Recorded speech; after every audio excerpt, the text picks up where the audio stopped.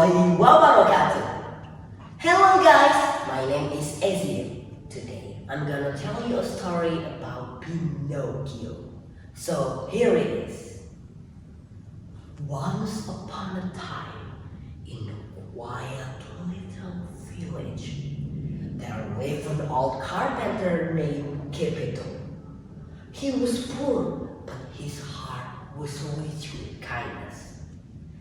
Every day he worked hard, carving toys for children. One evening, as he carved a piece of wood, he sighed. If only I had a son to call my own. So he decided to shape the wood into a puppet with bright eyes, big smile, and a heart carved with love. When he was done, he whispered, "I shall tell you, Pinocchio." That night, as Geppetto slept, a beautiful fairy appeared in his workshop. He waved her wand over the puppet and said, "Little puppet knave of mine, awake, speak, walk, and be alive."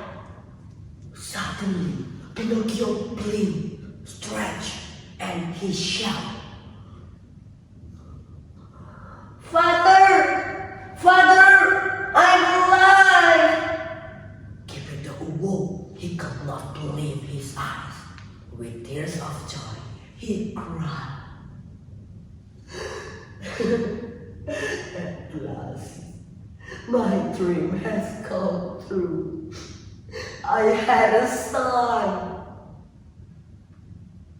But the fairy warned Pinocchio. If you want to be a real boy, you must always be brave, honest, and kind. The next morning, Geppetto gave Pinocchio books for school. But as he walked, Pinocchio heard laughter and music. "Come! Come, Pinocchio!" called a sly fox and sneaky cats. "Forget schools! Join us at the puppet theater! You'll be famous! You'll be rich!" Pinocchio hesitated. He thought, school is boring, but fun and exciting. So he followed them.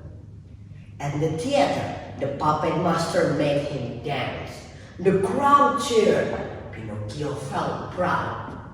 But soon, the master locked him in a cage. "You belong to me now!" he shouted. Pinocchio cried. "I should have gone to school." That night, the fairy appeared. "Pinocchio, why are you here?" she asked.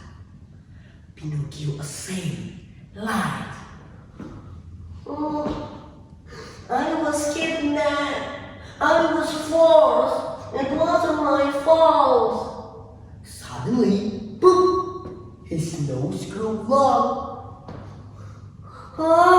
What's happening?" The fairy said gently, "Every time you lie, your nose will grow long. Truth may be hard, but lies make you weaker." Pinocchio sobbed. "Okay, I'll tell the truth." And with honesty, his nose returned to normal. Pinocchio realized his mistake. At last, he returned to home. But Geppetto was gone. Villagers told him, "Your father went to sea, searching for you. But his pot was swallowed by a giant whale." Pinocchio gasped. "Father! I must save him!" Without hesitation, Pinocchio swam into the ocean. Wave crashed, the sail rolled, but Pinocchio was determined. Inside the whale's belly, he found Geppetto, weak but alive. "Father! Father! I will save you!" he cried. They lit a fire. The smoke made the whale sneeze. Achoo!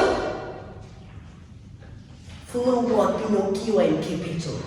They saved at last.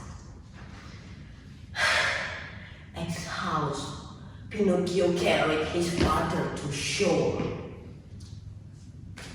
Though afraid, he had shown love.